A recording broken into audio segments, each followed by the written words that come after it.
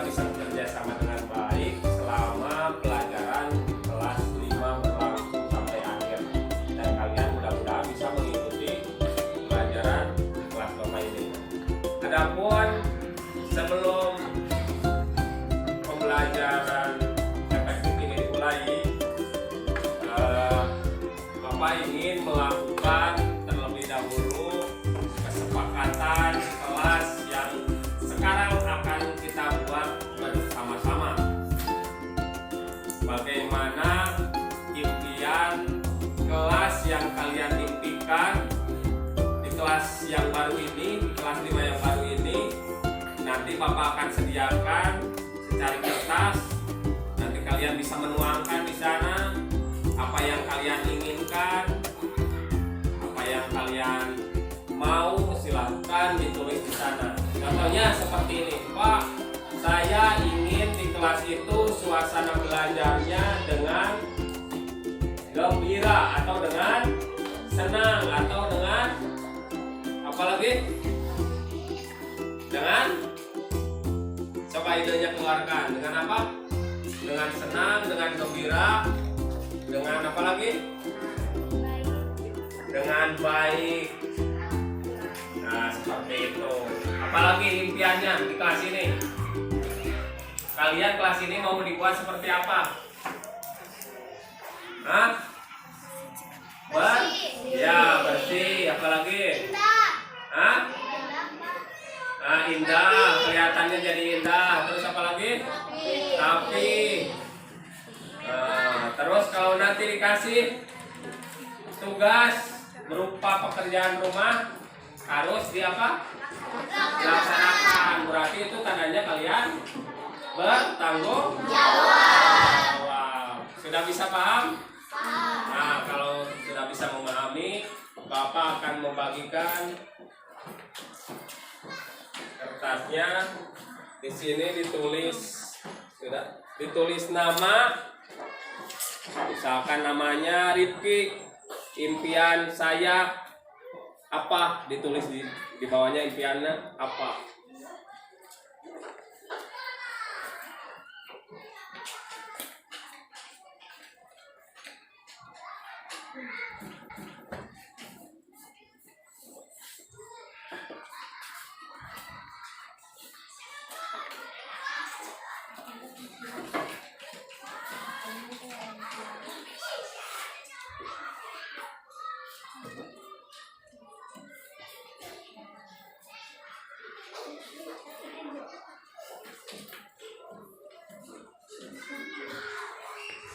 Silakan ditulis namanya, impiannya ditulis pula di sana, nanti ditempel di depan. Sudah kebagian? Silakan mulai menulis impiannya.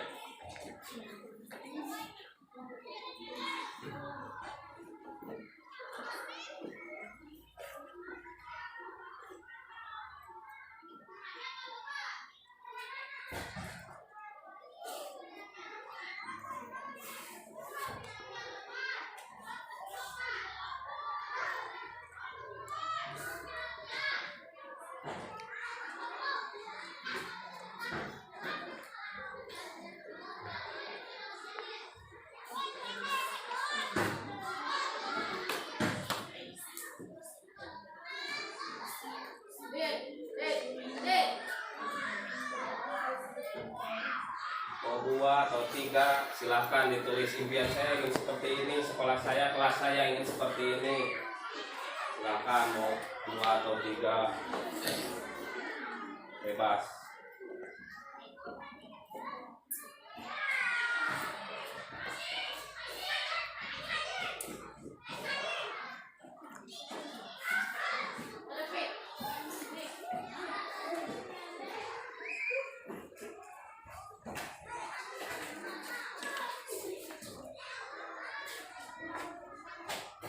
Nanti kalau sudah ditempel di depan. Depan ditempel idenya, hasil idenya ditempel.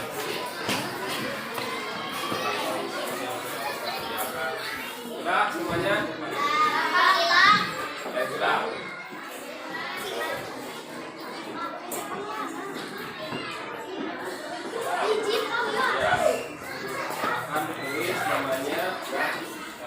tulisannya ditulis dua di sana. Masih ada yang belum? Sudah ya, silakan mulai menulis rinciannya.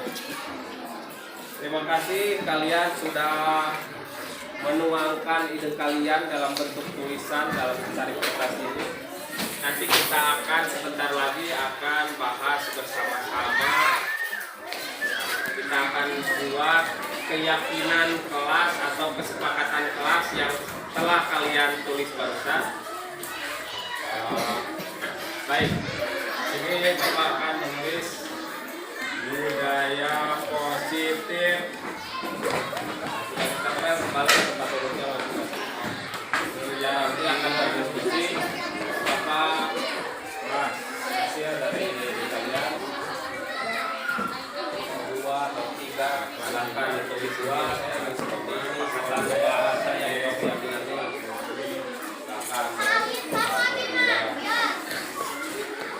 ya.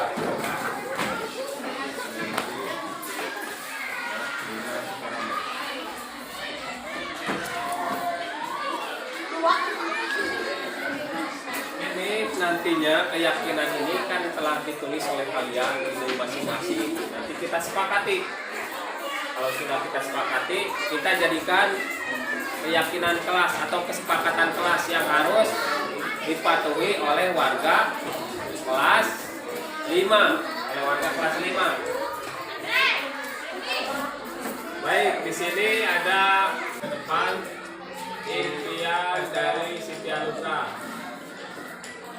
Ingin kelasnya bersih, hasil videonya tempel di. Terus ada lagi ingin kelasnya bersih, ada yang kurang paham mengenai impian ini, silakan. Baik, sudah. Kalau lagi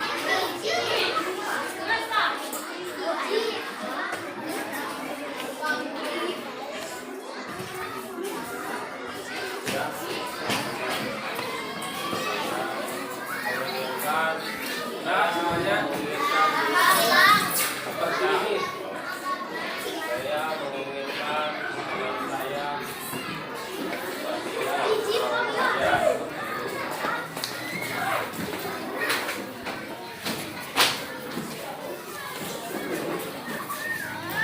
siap.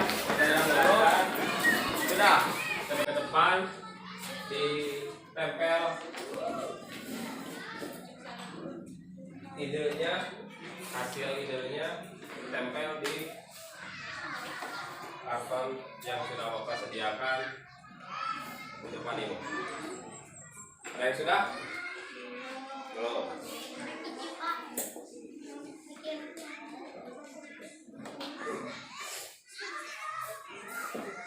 Sudah? Tempel.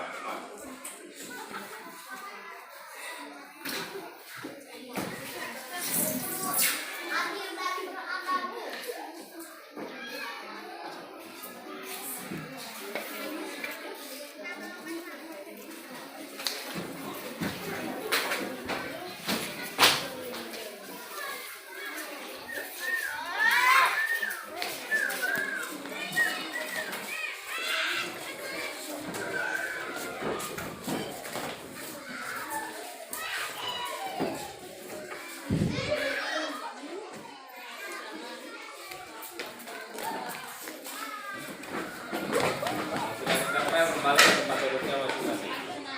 Kita nanti akan berdiskusi apa hasil dari ide kalian dibuat kesepakatan kelas atau keyakinan kelas.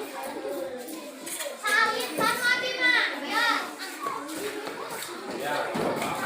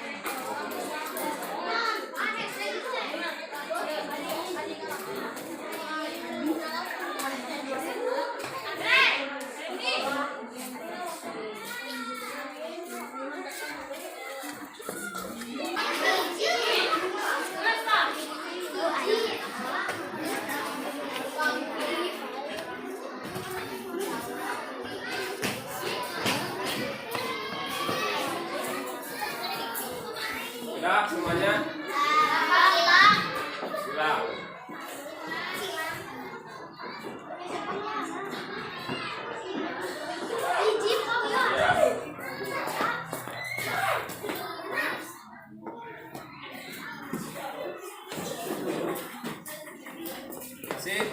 Ada yang belum? Sudah? Ya. Terima kasih kalian sudah menuangkan ide kalian dalam bentuk tulisan dalam secari kertas ini. Nanti kita akan sebentar lagi akan bahas bersama-sama. Kita akan buat keyakinan kelas atau kesepakatan kelas yang telah kalian tulis barusan. Baik, ini Bapak akan menulis budaya positif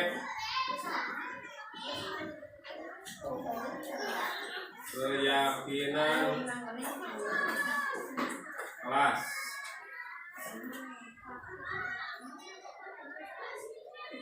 Kelas 5 SD Negeri Sukarame 5. SD Negeri 5 Sukarame.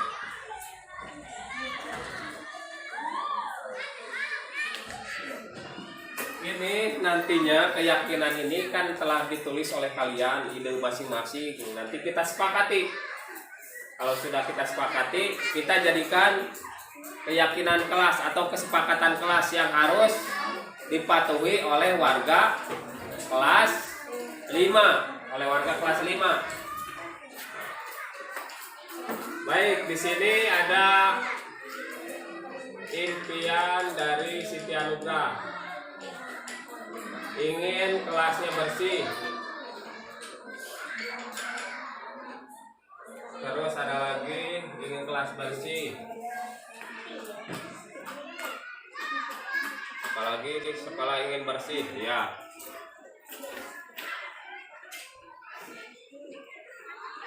Menginginkan kesepakatan kelasnya bersih. Berarti di sini siapa yang wajib menjaga kebersihan sekolah atau kelas kita? Semua wah, bukannya ide yang dilontarkan dari Siti terus yang menjaga kebersihan Siti. Tidak, kan ini dibuat kesepakatan di antara teman kalian. Ada yang mempunyai ide bahwa sekolahnya atau kelasnya ingin bersih. Berarti semua siswa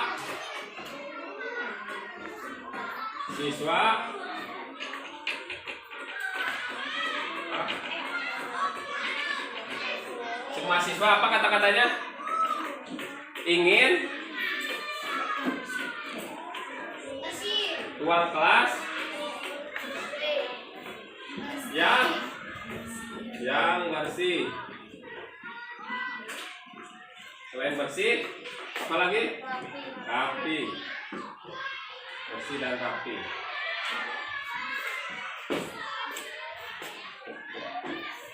Terus yang kedua, ingin datang tepat waktu. Nah, berarti datang ke sekolah tepat waktu. Ya. 3.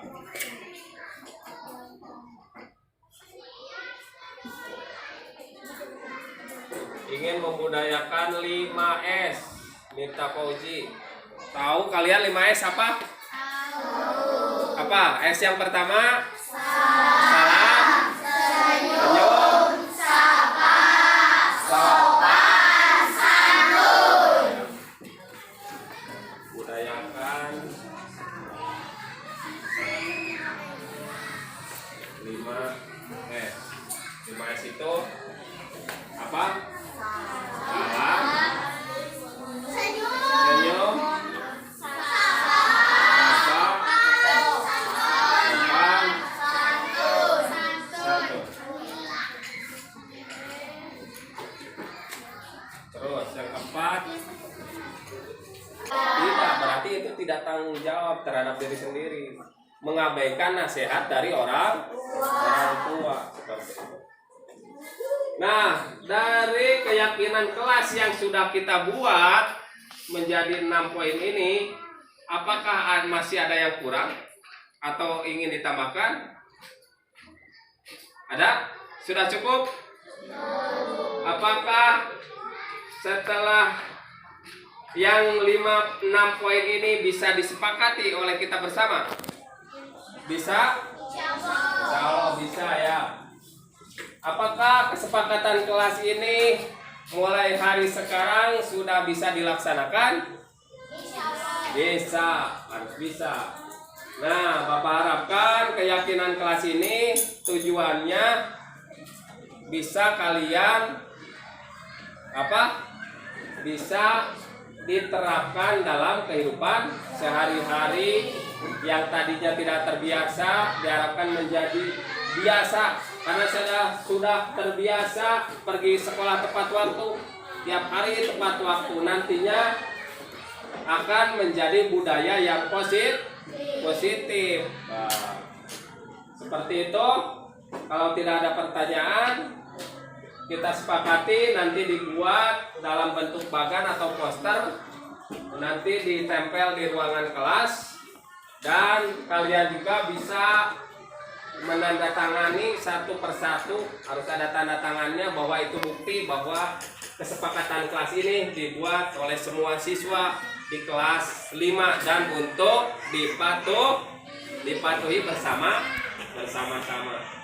Terima kasih. Mungkin itu saja dari Bapak. Ditutup. Billahi taufiq wal hidayah. Wassalamualaikum warahmatullahi wabarakatuh. Waalaikumsalam warahmatullahi wabarakatuh.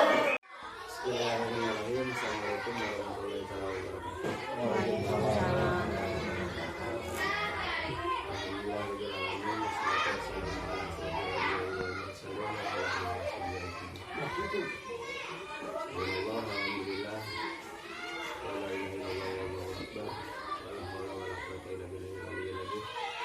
Allahumma sholli ala sayyidina Muhammad wa ala sayyidina Muhammad.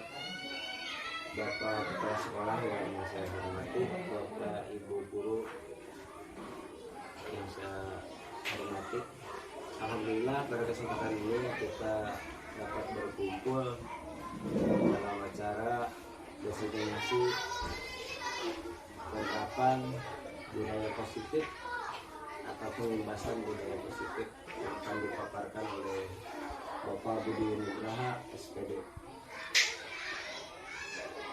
Dalam kegiatan ini ada beberapa acara yang akan dilakukan. Pertama, sambutan dari Bapak Kepala Sekolah. Yang kedua, pemaparan tentang budaya positif oleh Bapak Budi Nugraha. Yang ketiga, sesi tanya jawab atau tanggapan dari kita semua. Baiklah Bapak Ibu guru, untuk mengefektifkan acara, marilah kita lanjutkan acara yang kedua, yaitu sambutan dari Bapak Kepala Sekolah SDN Negeri Sukarame, Bapak Asep Labar. Kepadanya dipersilakan. Terima kasih kepada bukan waktu. Assalamualaikum warahmatullahi wabarakatuh. Bapak Ibu guru yang saya hormati, dalam kesempatan siang hari ini, mohon maaf mengganggu waktunya. Sengaja ya dikumpulkan di sini, kita sama-sama menyaksikan paparan-paparan yang akan disampaikan salah seorang guru kita, yaitu Bapak Budi Nugraha, dalam bentuk desiminasi yaitu mengenai program budaya positif.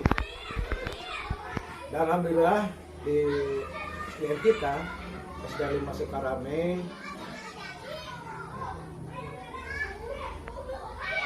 ini ada hampir seluruhnya guru-gurunya itu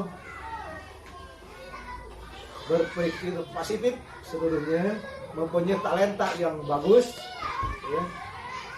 Ada yang masuk ke sekolah guru penggerak di sini. Sebetulnya paparan mengenai budaya positif itu sudah ada sejak dulu, cuman kita secara lebih detail dan lebih jelasnya ya, kita dengarkan saja paparan yang akan disampaikan oleh narasumber pada siang hari ini. Dan saya selaku kepala sekolah SD Mas Sukarame mendukung sekali ya, adanya budaya positif di SDN kita. Untuk itu sama-sama Bapak dan Ibu guru sekalian kita dengarkan, ya. Ambil hikmah dan positifnya. Ya. Begitu kami selaku kepala sekolah sekali lagi mendukung sekali terhadap program budaya positif ini. Ya. Nah, itulah mungkin sambutan dari saya sekolah ini. Semoga apa yang disampaikan nanti berhikmah baik dan positif untuk guru-guru kita di kemudian hari. Ya. Kita sama-sama saksikan saja. Dan terima kasih. Assalamualaikum warahmatullahi wabarakatuh. Terima kasih kepada Bapak Kepala Sekolah yang telah memberi sambutannya menanggapi paparan dari atau sebagai apresiasi terhadap budaya positif yang akan disampaikan oleh Bapak Guru. Baiklah Bapak Ibu guru semua, pada saatnya kepada pemaparan budaya positif yang akan diterapkan di sekolah, bagaimana budaya positif yang harus digalakkan atau diterapkan supaya anak didik kita menjadi benar-benar anak didik yang kita harapkan. Kepada Bapak Budi Nugraha sebagai narasumber dalam kegiatan ini, kami persilakan.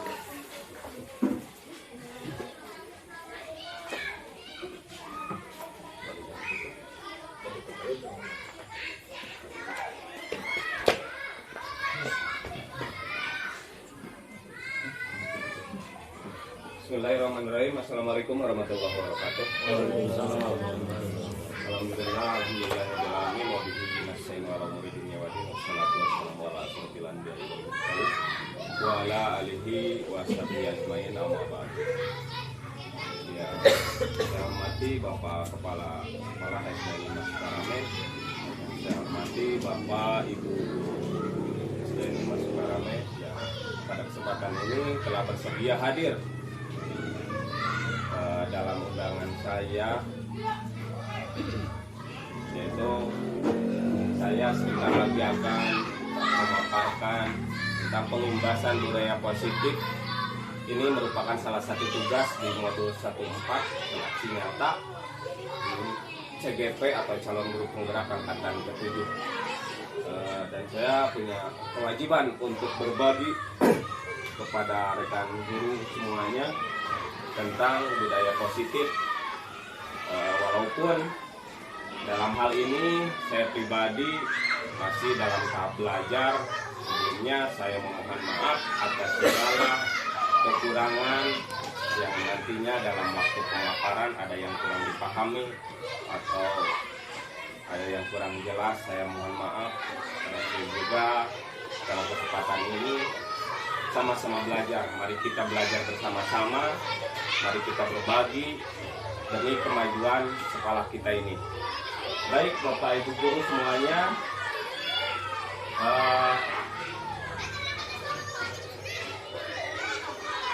ini budaya positif. Apa pengertian budaya positif? Budaya positif itu adalah pembiasaan yang bernilai positif yang di dalamnya mengandung sejumlah kegiatan yang mampu menumbuhkan karakter murid. Ini pembiasaan yang bernilai positif, yang intinya untuk menumbuhkan karakter sifat murid. Dalam pemaparan saya kali ini, saya akan membawakan 6 materi yang tercakup dalam budaya positif ini. Yang pertama yaitu disiplin positif dan nilai-nilai kebijakan. Yang kedua, teori motivasi, hukuman, dan penghargaan restitusi. Terus kelanjutannya, materi ketiga yaitu keyakinan kelas. Yang keempat, kebutuhan dasar manusia dan dunia berkualitas. Yang kelima, restitusi. 5, posisi kontrol. Dan yang terakhir, restitusi dan segitiga restitusi. Baiklah. Adapun tujuan dari materi ini, yang pertama, guru dapat menjelaskan makna kontrol dari paparan Dr. William Glasser serta miskonsepsi yang akan terjadi di kehidupan sehari-hari serta dapat menjelaskan perubahan paradigma stimulus respon kepada teori kontrol. Yang kedua, guru dapat menjelaskan makna disiplin positif dan mengamati penerapannya di lingkungan serta kaitan teori kontrol dengan 3 motivasi perilaku manusia. Serta guru juga bisa menjelaskan pentingnya memilih dan menentukan nilai-nilai kebajikan yang akan diyakini dan disepakati oleh seluruh warga sekolah sehingga kelak tercipta sebuah budaya yang positif. Baik, supaya tidak tegang, Bapak Ibu semuanya intermezzo dulu, boleh berpasangan. Pak Ulum mungkin sama Pak Dadar, mau bisa sambut hati. Kita akan mempraktekkan di sini. Teman yang satunya selaku atau sebagai si A dan yang kedua si B. Coba siapa yang menjadi si A? Ya boleh sambil duduk. Baik, Pak Dadar. Nah. Ya, tangannya tidak saling mengepal, tapi yang si A mana yang si A? Ini Bapak antara Pak Kepala dan Pak Abdal. Ini si A. Ya, Bapak tidak harus mengepal. Yang si A yang harus mengepal. Nah, mana si A di tangannya diarahkan? Dibuka saja tangannya. Nah, saya akan mengasih sugesti. Saya akan coba Bapak bayangkan ketika tangan Bapak dikasih tulisan yang sangat rahasia sekali atau benda yang berharga, bisa berupa berlian atau apapun apa saja. Lalu bayangkan tangan Bapak yang kanan ini ditaruh berlian atau berupa emas atau barang berharga lainnya, lalu dikepal, silakan dikepal sekuat tenaga. Ya, ini tugasnya si A, dikepal sekuat tenaga. Tugas si B, Bapak si B ya, Bapak ini sekuat tenaga melepas tangan yang dikepal oleh si A yang mengepal rahasia. Mau itu dengan perasaan yang kasar, mau itu dengan rasa mengiba, mau itu dengan rasa mengemis, silakan saja. Pertanyaannya, apakah tangan rekan Anda ini akan bisa dilepaskan begitu saja ataupun bagaimana? Silakan. Hah? Ya. Bertahan. Silakan dipraktekkan dulu. Nanti kita tanya jawab. Dirayu. Mau dirayu, mau dicaci maki silahkan. Yang penting kan Bapak yang sebelahnya menginginkan tangannya terlepas dan menginginkan apa yang di dalamnya. Sudah dipraktekkan? Ya. Padahal dibuka jadi buruhan. Tidak mungkin ya. Pertanyaannya begini Pak, terima kasih Bapak sudah mempraktekkan. Saya mau menanyakan ke Bapak barangkali tanggapannya bagaimana. Apakah tangan rekan Bapak yang barusan bisa dibuka begitu saja? Barusan sudah praktekkan. Mungkin perkiraan dalam hati yang pertama awal tadi mempunyai barang berharga di tangannya, sehingga bagaimanapun oleh saya dibuka, dia tetap bertahan. Tidak mau membuka itu. Mungkin ada barang-barang yang berharga di yang berharga yang sangat rahasia yang tidak bisa yang tidak terkait orang lain. Oleh orang lain. Bagaimana tanggapan Bapak ini tadi mempraktekkan selaku si A? Dalam hal ini, kenapa Bapak tidak membuka begitu saja? Oh ya tidak, saya tidak bisa membuka tangannya karena ini harta berharga bagi saya. Ya. Kalau kita lepas kan nanti bagaimana? Oh begitu ya. Terima kasih Bapak-bapak semuanya, Bapak Ibu. Silakan kembali ke tempatnya. Terima kasih, kita sudah intermezzo dulu sebentar. Apa makna dan tujuan dari kepalan tangan ini? Ini adalah sebagai simbol, Bapak. Ini Dr. William Glasser dalam teori kontrolnya ini merupakan miskonsepsi, atau dalam bahasa Indonesianya miskonsepsi itu adalah kesalahpahaman yang sering kita pikirkan selama ini, bahwa ilusi guru itu, bayangan guru itu, pemikiran guru itu sangat mudah sekali mengontrol murid. Nah, Bapak yang tadi disuruh oleh saya menjadi SIA itu seolah-olah itu murid. Bapak yang perannya sebagai guru itu gurunya. Nah, jadi kenapa? Ya, ini ilusi, ini pikiran guru bahwa mengontrol murid itu sangat mudah. Dari kemarin kan begitu punya pikirannya. Nah, padahal kalau barusan diambil dari teori itu, dari teknik yang kepalan tangan itu tidak semudah itu. Jadi murid tidak bisa dikontrol begitu saja. Ini hanya ilusi saja, ilusi guru itu bahwa mengontrol murid itu sangat mudah. Terus yang kedua, ilusi bahwa semua penguatan positif itu sangat efektif dan bermartabat, bahwa setiap kali yang kita lakukan yang bersifatnya positif itu sangat efektif sekali dan sangat bermartabat bagi anak. Itu hanya pikiran kita saja, hanya ilusi saja. Terus yang selanjutnya, bahwa kritik dan membuat orang merasa bersalah dapat menguatkan karakter. Terus yang keempat, ilusi bahwa orang yang dewasa itu memilih hak untuk memaksa. Itu. Kita ini guru loh, kamu anak didik saya, gitu kan? Dengan mudahnya kita memaksa hak mereka. Padahal kenyataannya orang dewasa itu tidak memilih hak untuk memaksa. Yang bisa mengontrol itu hanya diri mereka sendiri. Tugas kita hanya membimbing atau menuntun sesuai pemaparan Ki Hajar Dewantara itu. Tugas guru itu hanya membimbing, hanya menuntun. Kalau guru itu diibaratkan seorang petani, siswa kita itu, murid kita itu adalah biji jagungnya. Kita tidak bisa memaksa menanam jagung, mengharapkan besok atau lusa bulan depan itu supaya hasilnya jadi padi. Tidak bisa, Pak. Tugas petani itu sama halnya seperti guru, hanya bisa menyiram tanaman, memupuk tanaman. Supaya apa?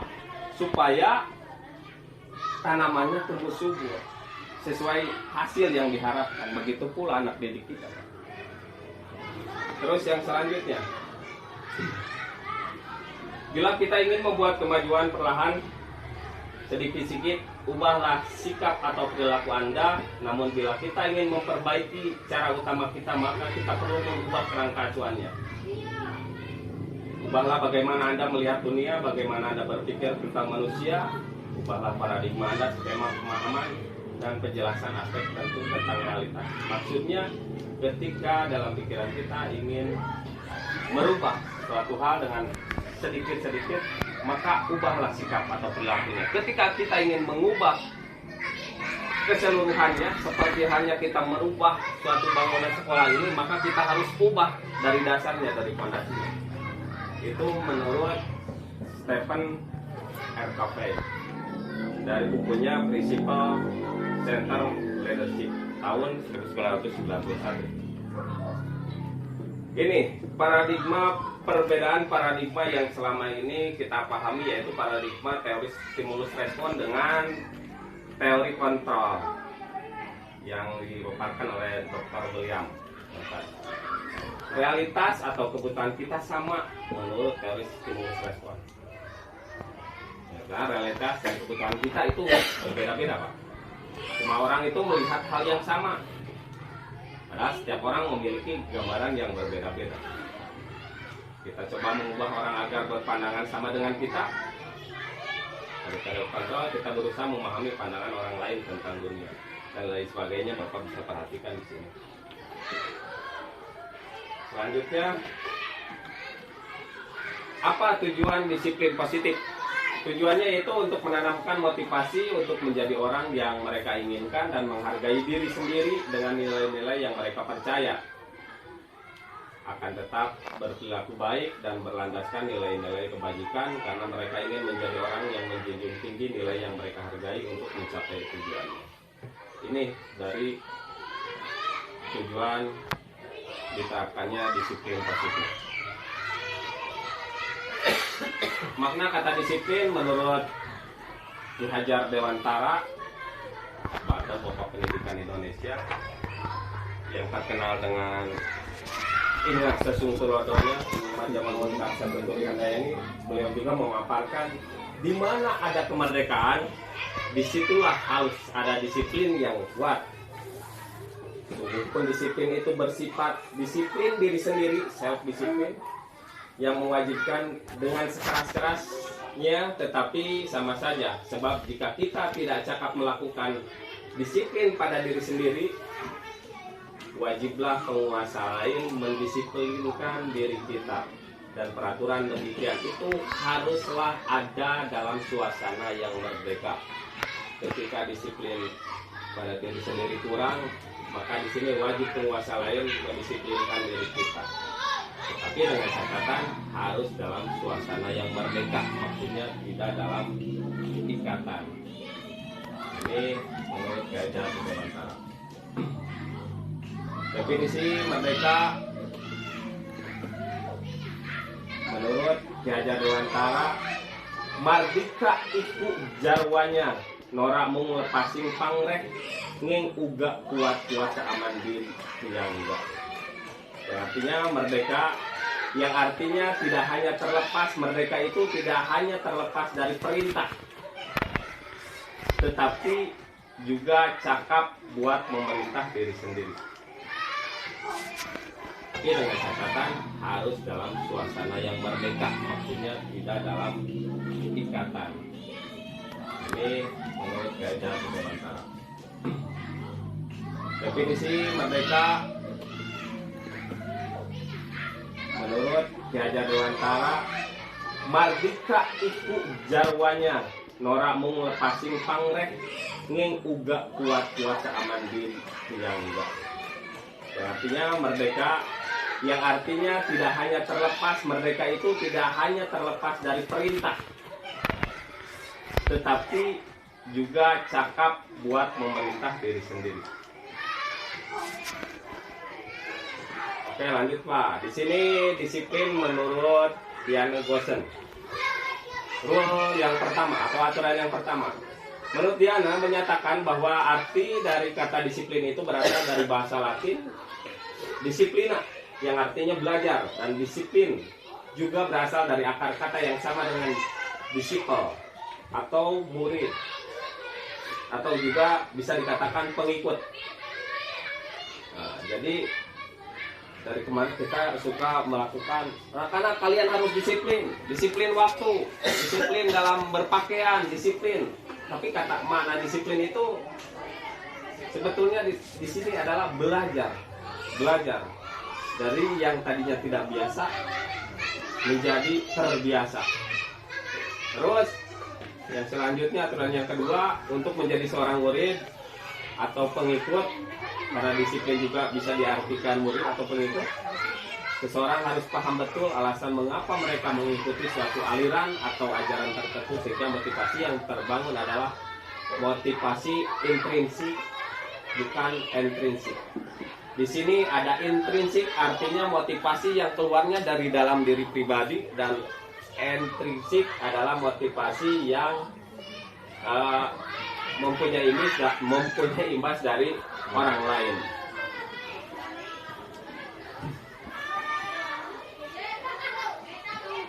Ini nilai-nilai kebajikan universal. Nilai kebajikan adalah sifat-sifat positif manusia yang merupakan tujuan mulia ingin dicapai setiap individu. Menyatakan bahwa setiap perbuatan memiliki tujuan. mengemukakan bahwa dengan melahirkan nilai kebajikan yang diyakini seseorang, maka motivasi di dalam dirinya atau motivasi intrinsiknya akan terbangun sehingga menggerakkan motivasi dari dalam dan mencapai tujuan mulia yang diinginkan. Ini ada nilai-nilai kebajikan dari 6 institusi organisasi yang sudah disepakati di seluruh dunia. Di antaranya ada ini yang sekarang profil pelajar Pancasila itu. Yang pertama, beriman bertakwa kepada Tuhan dan berakhlak mulia. Yang kedua, siswa itu diharapkan bisa mandiri. Maaf, profil pelajar Pancasila ini bukan diperuntukkan untuk siswa saja, tetapi gurunya juga harus tertanam sifat-sifat atau profil pelajar Pancasila ini ada di jiwa para pendidik. Setelah itu ditularkan pada anak didiknya. Mandiri, bernalar kritis, berkebinekaan global, bergotong royong, dan kreatif. Kreatif ini dengan inovatif itu menyatu. Terus institusi yang kedua ini dari Ibu PYP itu artinya di sini saya catat ada suatu institusi primary years program. Ini nilai-nilai kebajikan yang disepakati oleh institusi ini. Terus ini nilai kebajikan dari 9 pilar karakter. Terus ada lagi dari lifelong with life and life skill atau keterampilan hidup. Ini masih nilai-nilai kebajikan. Dapat dipercaya, lurus hati, pendengar yang aktif dan sebagainya. Terus ini petunjuk hidup.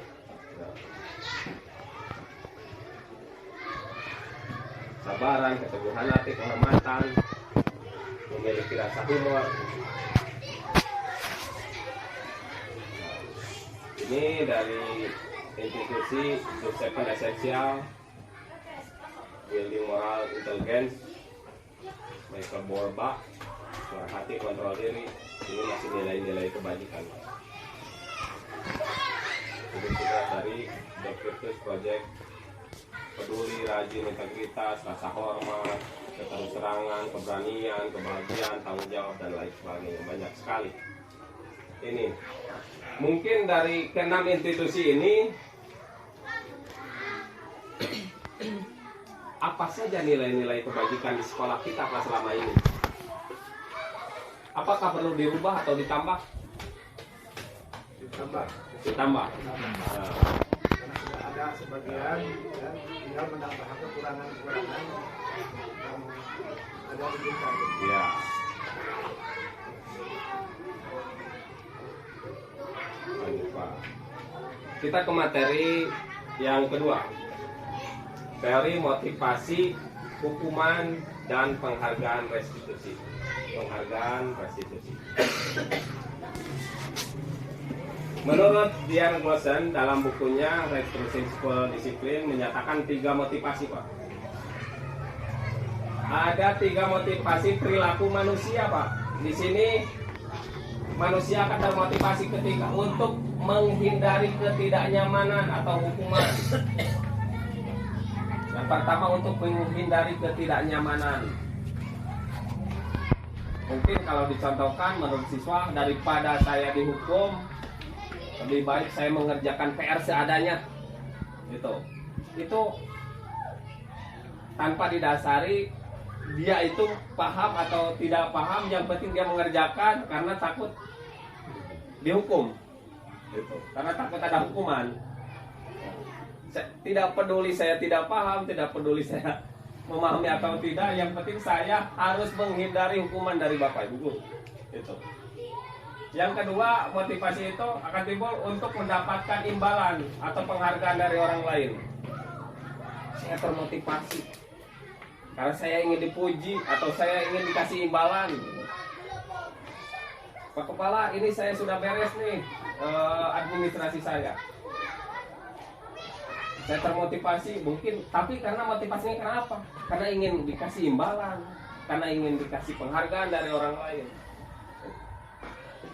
Terus yang ketiga, motivasi itu akan hadir untuk menjadi orang yang mereka inginkan dan menghargai diri sendiri dengan nilai-nilai yang mereka percaya. Dari ketiga motivasi ini, yang pertama dan yang kedua ini merupakan motivasi ekstrinsik, artinya motivasi dari luar. Saya akan mengerjakan sesuatu karena saya akan memberikan sesuatu, karena saya mau mengharapkan imbalan. Jadi ada sesuatunya, Pak. Itu motivasi dari luar. Sedangkan motivasi yang hadir dari dalam diri sendiri itu, saya akan mengerjakan ini dengan suka hati. Orang yang mereka inginkan dan menghargai diri sendiri dengan nilai-nilai yang mereka percaya itu tidak terlepas itu saya mau dihukum atau terlepas itu saya salah, terlepas itu ada penghargaan atau tidaknya, itu tidak terpengaruh. Itu kalau sudah tertanam motivasi intrinsik dari dalam jiwanya. Mari kita pikirkan, pernahkah Anda berada dalam sebuah situasi di mana Anda sengaja melakukan sesuatu yang menyakitkan bagi Anda, bahkan bertabrakan dengan penghargaan dari orang lain? Pernah, Pak? Coba ditelaah kata-katanya, kalimatnya. Pernahkah Bapak berada dalam sebuah situasi yang dimana Bapak itu sengaja melakukan sesuatu yang menyakitkan bagi Bapak sendiri? Bapak, ini bukan karakter saya loh.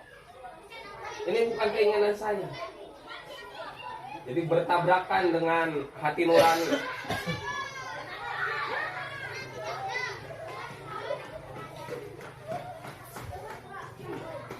Bahkan dengan penghargaan dari orang lain. Mungkin Bapak punya pemikirannya dalam hati masing-masing. Tapi mengapa Anda tetap melakukan? Apa itu karena ada dorongan dari orang lain? Kalau saya dalam satu komunitas, biasanya saya ini sebetulnya tidak circle kalau aturannya seperti ini. Tetapi apa boleh buat, kan biasanya seperti itu. Jadi dilematis. Kalau saya tidak mengikuti, saya mungkin tidak prepare, tidak setia kawan. Tapi kalau saya mengikuti, itu berbenturan dengan hati nurani. Biasanya seperti itu. Seperti Bapak pernah di dalam situasi seperti ini pernah merasakannya. Baik. Yang selanjutnya, di sini ada contoh kasus. Di sini ada seorang murid yang bernama Ipa. Ipa ini kurang menguasai pelajaran matematika, sehingga pada saat pelajaran tersebut berlangsung, dia banyak berdiam diri dan menggambar di buku pelajarannya. Pada saat gurunya matematika yang bernama Pak Seno ini menanyakan pertanyaan pada si atau kasus seperti ini, apakah Bapak Ibu setuju dengan sikap yang dilakukan oleh Pak Seno? Tidak. Kenapa, Pak? Karena itu sangat menyakitkan. Karena itu sangat menyakitkan. Apakah itu hukuman atau konsekuensi, Pak? Hukuman. Nah, itu sifatnya hukuman. Ini, apakah Anda setuju dengan tindakan Pak Seno? Barusan sudah dijawab, tidak setuju karena itu sifatnya menghukum atau hukuman. Jadi nanti anaknya akan merasa sakit hati karena diperlakukan seperti itu. Menurut Anda tindakan Pak Seno terhadap Ipa adalah sebuah hukuman atau konsekuensi? Nah, di sini. Apa perbedaan hukuman, Pak, dan konsekuensi?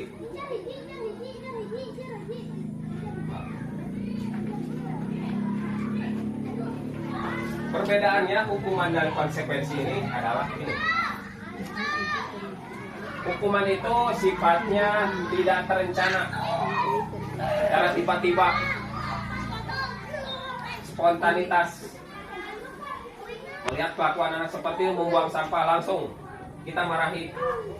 Kamu ini tidak berpendidikan, kamu ini mencontoh halnya, itu. Kamu akan Bapak hukum untuk membersihkan WC, itu sifatnya hukuman. Dan bersifatnya satu arah. Jadi anak tidak diperbolehkan untuk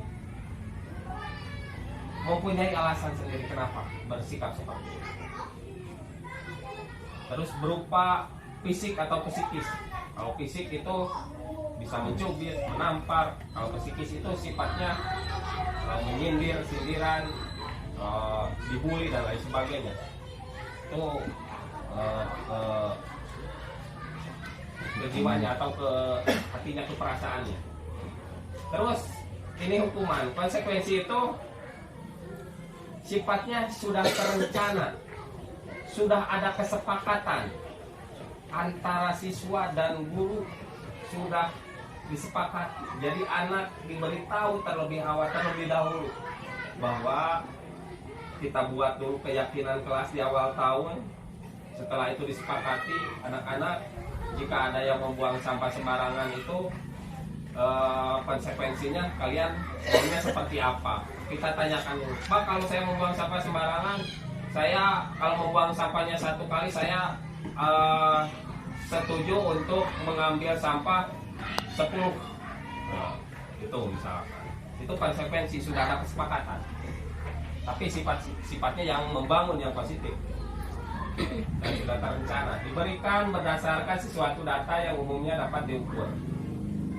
Murid tetap dibuat tidak nyaman untuk jangka waktu pendek. Jadi murid itu masih tetap tidak nyaman, tapi dalam jangka waktu pendek. Kalau hukuman itu pasti teringat, walaupun sudah sekian lama kita meninggalkan sekolah. Kan biasanya dulu juga kita kan pernah, saya berbuat seperti ini kok malah dijewer, keingatnya sampai sekarang. Kalau konsekuensi itu masih tetap murid itu merasa tidak nyaman, tetapi dalam jangka waktu pendek. Jadi tidak tertanam dalam memorinya konsekuensi itu terlalu lama begitu. Dan guru memonitor murid. Itu perbedaan hukuman dan konsekuensi. Sementara restitusi itu apa, Pak? Restitusi itu adalah proses menciptakan di mana kondisi bagi murid untuk memperbaiki kesalahan mereka sehingga mereka bisa kembali pada kelompok mereka dengan karakter yang lebih kuat. Ini merupakan proses kolaboratif yang mengajarkan murid mencari solusi untuk masalah mereka, membantu murid berpikir tentang orang seperti apa yang mereka inginkan dan bagaimana harus memperlakukan orang lain. Jadi ketika anak mempunyai kesalahan, Pak, kalau saya mencontohkan kasus Doni dan Andri bertengkar. Pertengkaran itu entah diawali dari mana, tetapi tiba-tiba Doni sudah bertengkar dan sudah dilerai oleh temannya. Tapi ketika dia dihadirkan di kantor, tiba-tiba Andri merasa ketakutan. Bapak gurunya menanyakan, kenapa, Tri? Pak, saya berantem sama Doni sampai kancing saya copot 3 loh, Pak. Nanti saya di sini saya dimarahi sama bapak, terus pulang ke rumah juga saya dimarahi sama orang tua saya. Karena baju saya kancingnya sudah tidak ada. Terus bagaimana sikap guru untuk merestitusi, untuk menyelesaikan permasalahan siswa tersebut? Bapak guru yang bijak itu mengarahkan, jadi tidak mempermasalahkan siapa yang salah, siapa yang benar. Tetapi dalam restitusi ini lebih ke mencari solusi, bagaimana supaya hal tersebut tidak terjadi lagi. Itu. Dan menanyakan kepada Doni, kenapa Doni kamu bisa seperti itu? Doni mempunyai alasan tersendiri dan Andri juga mempunyai argumentasi tersendiri. Ya sudah, sebagai bentuk tanggung jawab kamu masih ingat peraturan keyakinan kelas yang kita buat? Apa? Ya, saling hormat sama teman, saling menyayangi. Ya, berarti kamu melanggar itu kan? Nah, kalau begitu, bisakah kamu menerapkan kancing teman kalian, kancing Andri ini untuk dibereskan kembali karena Andri takut dimarahi oleh ibunya? Si Doni lalu menjawab, saya tidak bisa, saya belum pernah belajar. Nah, Bapak guru bersedia membantu Doni untuk mengajarkan bagaimana cara menghapus kancing Andri sehingga kancing Andri beres lagi. Jadi di sini awalnya berantem, tapi akhirnya si Doni mendapatkan ilmu baru, mendapatkan solusi, yaitu bisa memperbaiki kancing temannya yang rusak tadi. Itu dari maksud dari restitusi.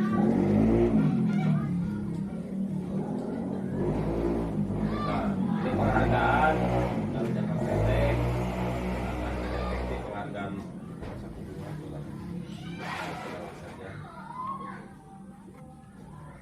Nah, ini tujuan segitiga restitusi. Guru mengetahui restitusi sebagai salah satu cara menanamkan disiplin positif pada murid sebagai bagian dari budaya positif di sekolah. Guru dapat menerapkan restitusi dalam membimbing murid disiplin positif agar menjadi murid yang merdeka. Guru dapat menganalisis dengan sikap refleksi dan kritis penerapan disiplin positif di lingkungannya. Baik Bapak, untuk supaya tidak jenuh, saya mempunyai 3 buah video. Ibu harus apa coba? Ya sudah, lain kali jangan gitu saja ya. Terus bisa jahitan kalau ibu tegur bapak kepala sekolah. Sana cepat kelas.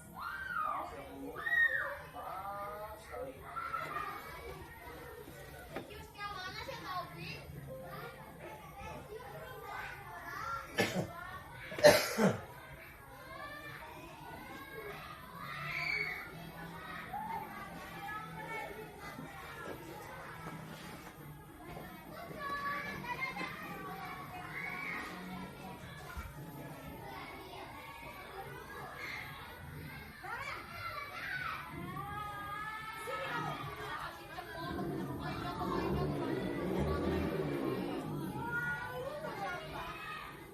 Kamu deh, pasti terlambat. Apa? Apa coba? Alasan kamu apa lagi? Kapan sih kamu tidak terlambat? Malas sekali ya kamu jadi anak. Si kamu. Sudah berapa kali terlambat? Sana, kamu keliling lapangan basket 2 kali. Kenapa? Kamu melawan ibu? Berani-beraninya jawab. Sudah terlambat, masih berani jawab pula. Sekarang, keliling lapangan basket 5 kali sekalian. Biar kapok. Cepat. Pergi sana ke lapangan basket.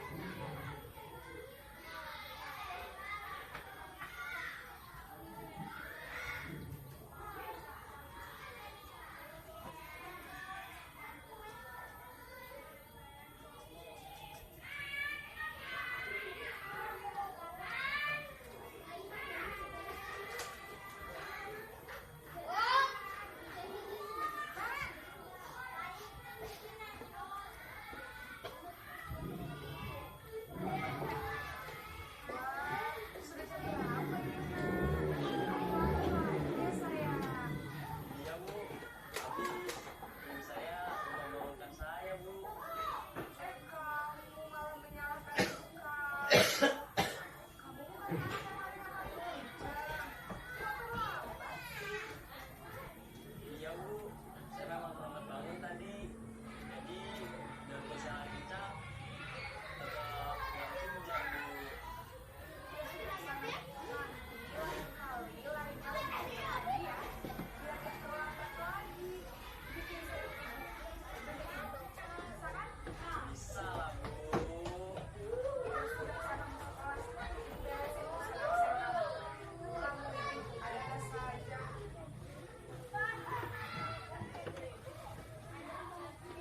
Ya, terima kasih.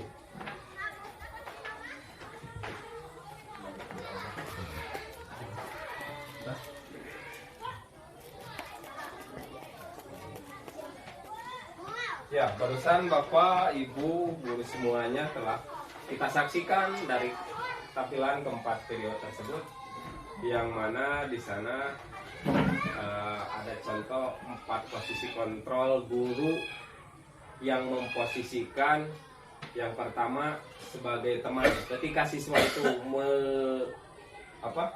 mengalami kesalahan, berbuat kesalahan, kita mau memakai teori kontrol yang mana atau posisi kontrol yang mana?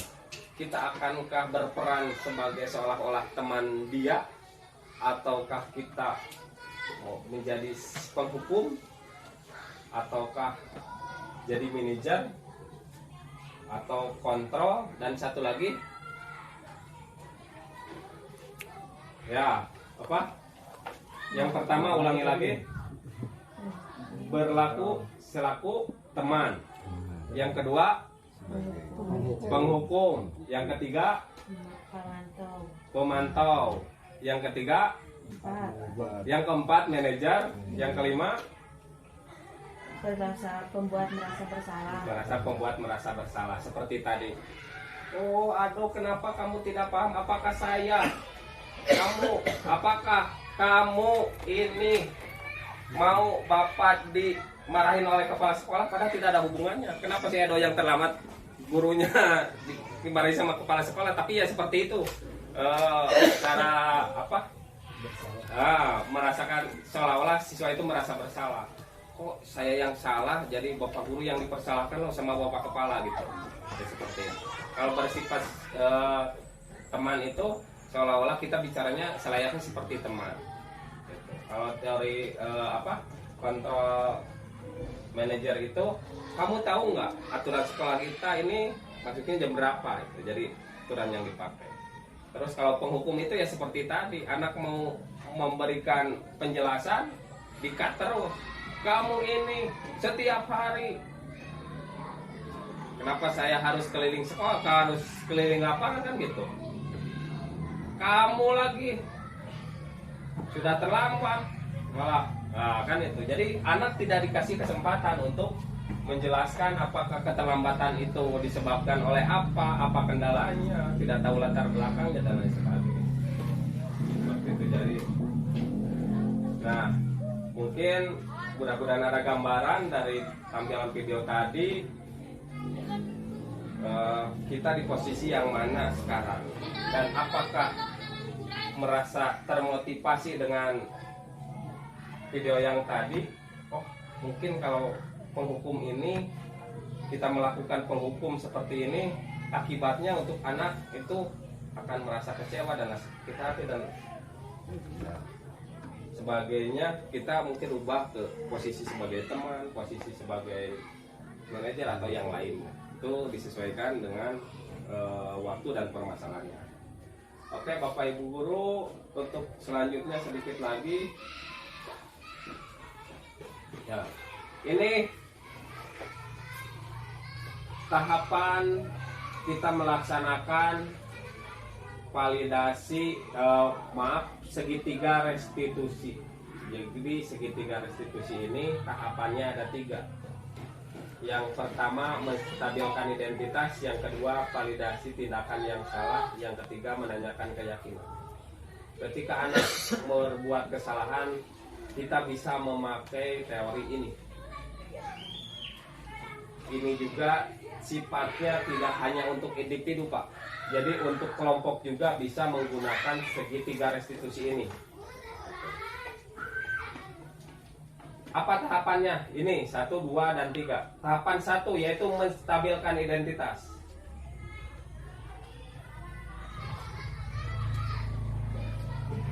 Ini menstabilkan identitas. Pada tahapan ini siswa diajak untuk tenang dan kembali ke suasana hati di mana proses belajar dan penyelesaian masalah bisa kita lakukan. Jadi ketika ada siswa yang bermasalah, bisa dipanggil di ruang kantor ataupun pada waktu jam istirahat. Jadi tahapan pertama ini siswa harus diajak tenang terlebih dahulu. Tenanglah. Yang boleh ditanyakan pada tahapan menstabilkan identitas ini adalah berbuat salah itu tidak apa-apa. Jadi jangan ditanyakan kamu ini kesalahannya di mana, awalnya seperti apa, kenapa kamu berbuat seperti itu. Jadi anak itu jangan dipojokkan. Berbuat salah itu sebetulnya tidak apa-apa. Tetapi kamu jangan mengulanginya lagi. Gitu.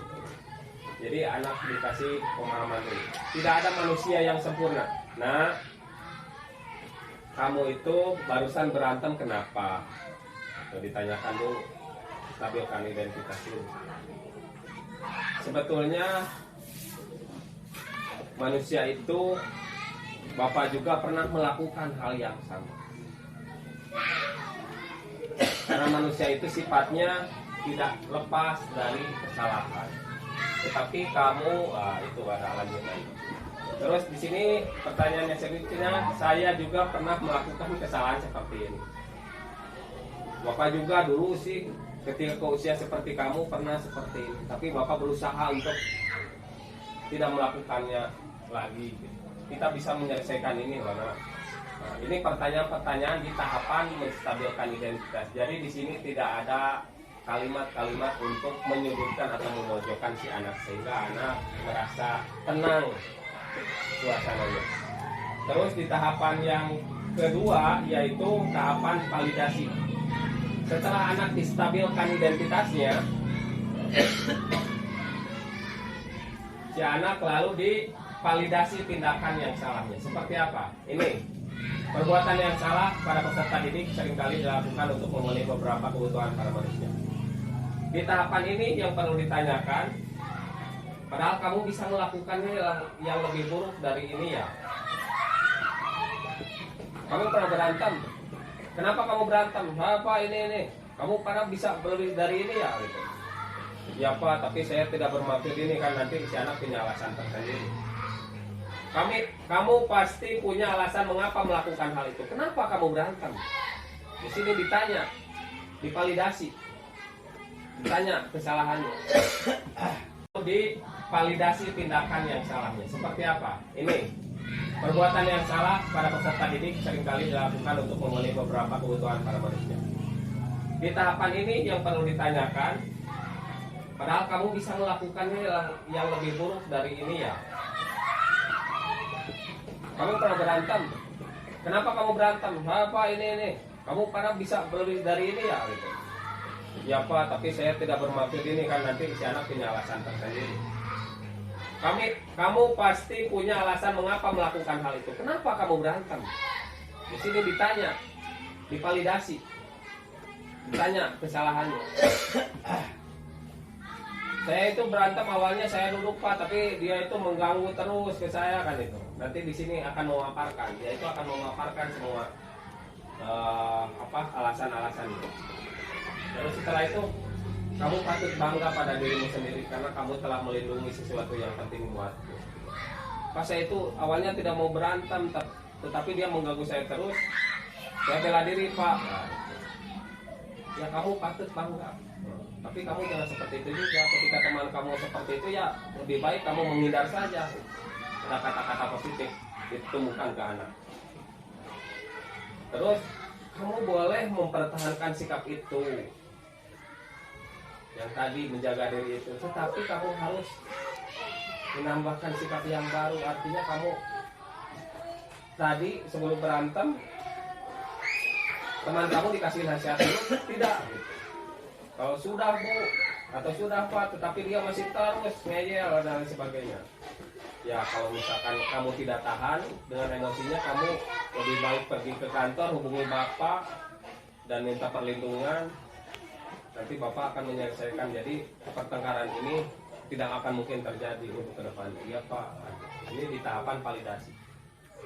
Untuk selanjutnya yang tahapan yang ketiga itu menanyakan keyakinan. Di sini ditanyakan keyakinan. Tahapan ini peserta didik siap dihubungkan dengan nilai-nilai yang dipercaya dan menjadi orang yang dia inginkan. Sekarang mari kita bicarakan tentang keyakinan kelas. Masih ingatkah kalian tentang keyakinan kelas yang dibuat pada semester awal ketika kamu masuk ke kelas 5? Keyakinan apa? Oh iya Bu, atau iya Pak, saya berantem itu berarti saya tidak menyayangi teman.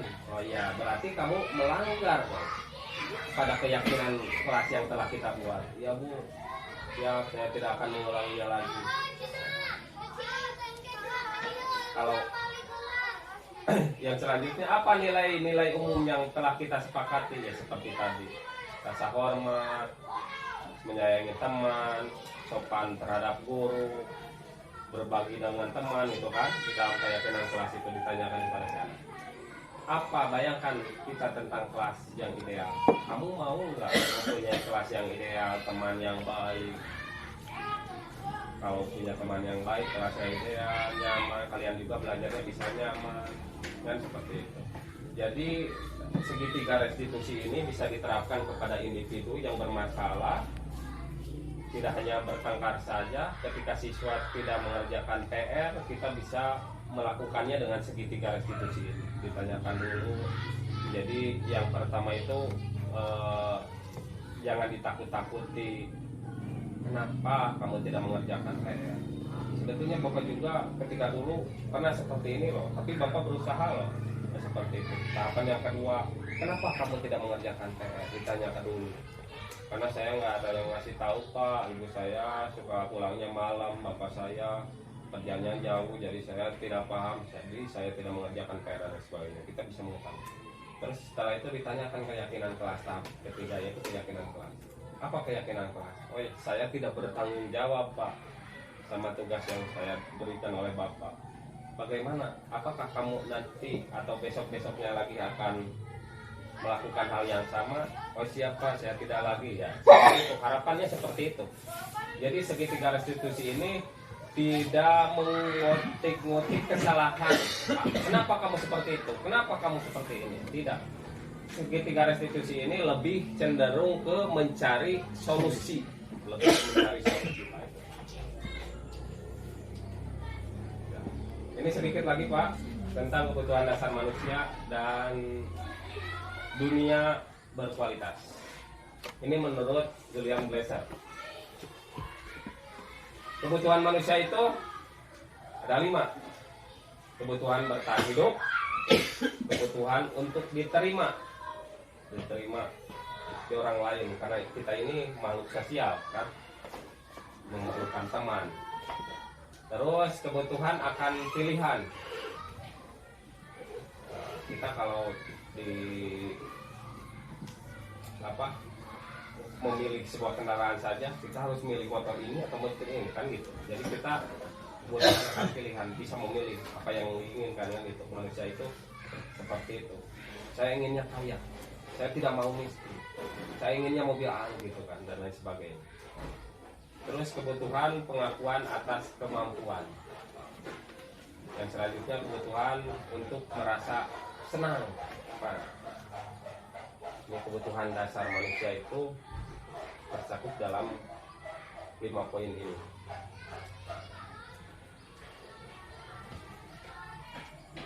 Dunia berkualitas adalah tempat khusus dalam pikiran Anda. Tempat Anda menyimpan gambaran representasi dari semua yang Anda inginkan. Bisa berisi orang-orang, hal-hal apa saja yang terbaik dalam hidup Anda, dan membuat Anda merasa bahagia dan terpenuhi kebutuhan dasar Anda. Kalau kebutuhan dasar Anda sudah terpenuhi dalam pikiran Anda, dunia ini berkualitas. Dalam pikiran Anda banyak teman dan lain sebagainya. Dan Dr. William juga menyebutkan dunia berkualitas itu semacam album foto, sehingga isinya tidak akan terlalu banyak, hanya akan terdiri dari beberapa hal saja yang sangat signifikan dan benar-benar terbaik dalam hidup Anda, yang membuat hidup Anda menjadi lebih bermakna. Ini tujuannya, mempelajari 5 posisi kontrol ini tujuannya untuk melakukan refleksi, disiplin, dijalankan selama ini, dan dampaknya untuk murid-muridnya. Nah, ini yang tadi 5 posisi kontrol dalam video itu sebagai penghukum, pembuat merasa bersalah, teman, pemantau, dan manajer.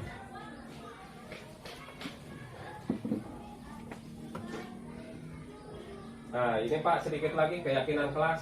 Keyakinan kelas ini harusnya dibuatnya di awal pembelajaran pertama, semester awal. Kita ditanyakan dulu kepada siswa, anak-anak, apa impianmu selama setahun ke depan belajar bersama Bapak? Itu ditanya. Oh, saya Pak ingin belajar dengan nyaman. Menurut siswa yang pertama. saya ingin ruangan kelasnya bersih, saya ingin masih banyak impian anak-anak banyak. Lalu setelah itu dikumpulkan ide-ide dari anak, ditempelkan di sebuah karton. Lalu kita sepakati kalau ada yang kesamaan diambil. Oh ini sama, ingin ruangannya bersih, ingin sekolah nyaman. Tulis poin yang pertama, kita siswa dan guru belajar dengan nyaman. Ditulis poin-poinnya, jangan terlalu banyak Pak, biar si anak paham. Nah, keyakinan kelas ini sifatnya tidak paten, dalam artian ketika di tengah semester ada hal yang perlu ditambahkan, boleh ditambahkan lagi gitu. Dan bersedia meninjau kembali keyakinan kelas dari waktu ke waktu. Ini keyakinan kelas. Keyakinan kelas ini akan sambungannya ke tadi, yaitu ketika anak berbuat kesalahan karena ini sudah ada kesepakatan, jadi anak merasa tidak dihukum Pak, karena anak sudah mengetahui dari awal. Oh saya konsekuensinya ketika saya tidak mengerjakan tugas seperti ini. Konsekuensinya jika saya tidak melakukan piket tergu kerja, konsekuensinya seperti ini. Jadi anak sudah ada tekan kontrak itu dari awal. Dan bahkan dalam keyakinan kelas ini ditempel di dinding kelas, dalam dibuat dalam sebuah poster, dan semua siswa yang ada di kelas itu boleh menandatangani. Artinya, lah kamu kan waktu itu menandatangan, berarti ini persetujuan kamu loh. Kamu sekarang tidak mengerjakan menyapu halaman, kan sekarang tugas kamu. Gimana ini? Oh iya Pak, ini kan tugas saya. Jadi anak tidak akan merasa bahwa dia itu merasa dihukum dan lain sebagainya. Mungkin itu saja Pak pemaparan dari saya. Barangkali sebelum saya tutup ada pertanyaan atau menambahkan atau kesan dan kesannya setelah memahami, bukan memahami, setelah mendengarkan pemaparan dari saya. Mungkin dari Bapak Kepala Sekolah dulu kesempatannya. Ya, terima kasih kepada Bapak Budi. Assalamualaikum warahmatullahi wabarakatuh. Waalaikumsalam. Dari paparan yang disampaikan tadi, tetap ujungnya kembali dari paparan yang disampaikan tadi, tetap ujungnya kembali lagi kepada kita semua sebagai tenaga pendidik yang menyokong terhadap teori kontrol keseharian kita terhadap anak didik. Itu yang paling pokok. Nah, sebelum mengontrol kepada anak didik kita, kembalikan ke dalam diri kita sendiri. Kontrol diri kita sendiri dulu sebelum kontrol anak. Ya. Itu yang paling pokok. Ya. Itu yang paling bagus. Bagaimana anak mau disiplin kalau gurunya tidak disiplin? Itu yang paling bagus. Ya. Yang nantinya mungkin ada motivasi tidak bisa kalau gurunya berlaku bagus. Dan jangan lupa dari segi kontrol harus ada tindak lanjut. Cuman kontrol saja, jadi harus ada tindak lanjut. Apa hasilnya dari kontrol kita? Jadi nanti kelihatan dari perilaku budaya kita bisa terkontrol. Apa hasilnya? Percuma kalau tidak ada tindak lanjut. Apapun yang disampaikan dalam kontrol tersebut, ya, kita bisa memilah yang bagus. Yang disampaikan tadi juga ada kan, hilangkan hukuman. Yang bagus itu pertama teman dulu, baru ke milir ceria. kalau sudah diberi hukuman dengan teman tidak mampu, sampaikan. Manajerial itu kan aturan-aturan yang ada di sekolah kita, sampaikan bagaimana bagus. Nah itu ya. Jangan lupa, alhamdulillah untuk guru kita sampai menerima arahan kali ini bisa lebih bagus dari sebelumnya. Silakan kepada Bapak dari Guru untuk menanggapi apa yang disampaikan Pak tadi ya. Untuk saya seperti itu dulu. Assalamualaikum warahmatullahi wabarakatuh. Waalaikumsalam.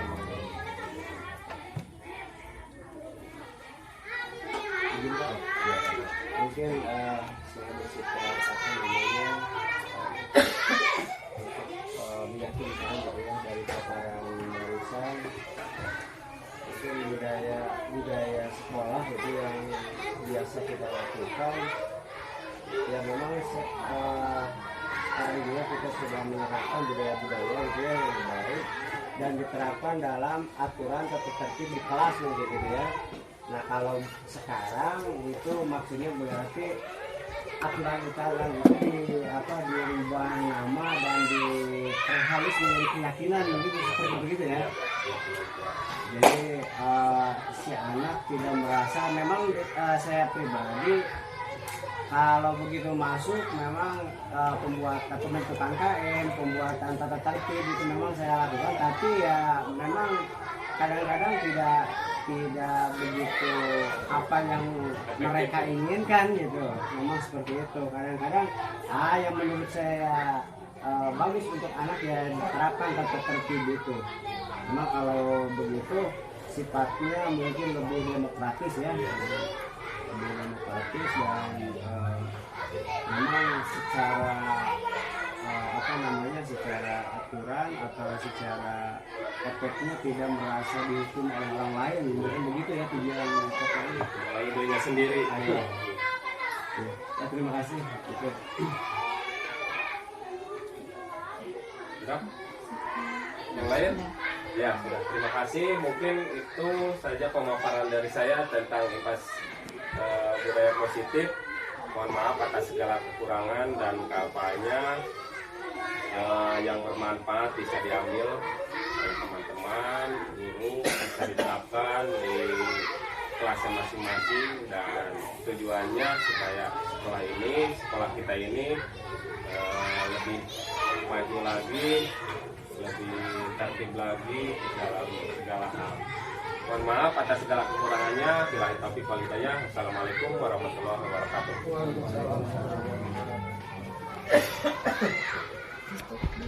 Alhamdulillah acara kita ini berjalan dengan lancar.